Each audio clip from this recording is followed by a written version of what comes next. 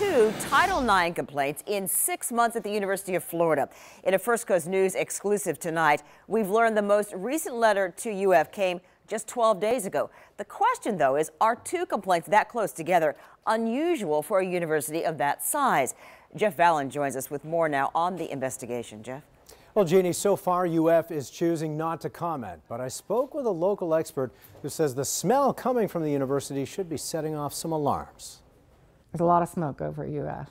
The question is, does a second Title IX complaint from the Department of Education to the University of Florida in barely 6 months constitute a fire? The fact that they have 2 so close together is a bit unusual. An internal investigation last year cleared star Gator football player Antonio Callaway. A female student had accused him of sexual assault in 2015. Jacksonville attorney John Schickel presided over that investigation after it was discovered his predecessor personally knew the accuser's attorney.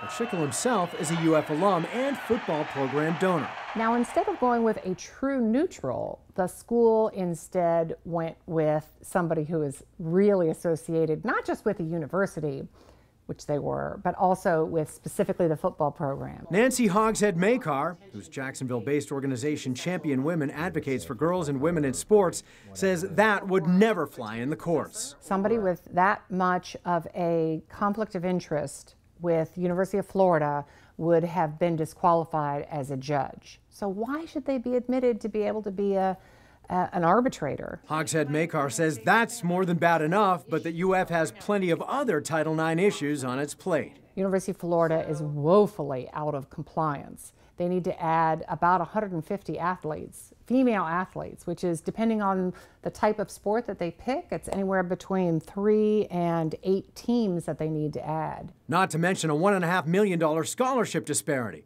Hogshead-Makar says studies have borne out a disturbing trend. Schools that are really out of compliance with athletics also to be discriminating against women when it comes to how it is that they resolve sexual assault complaints. As of now, we still don't know what sparked this second letter from the DOE to the University of Florida. We called both lawyers in the Callaway case. The accuser's attorney says he hasn't filed an additional complaint with the DOE. Callaway's attorney hasn't yet returned our calls. We will continue to investigate and update when we have more. Jeff Vallon, First Coast News.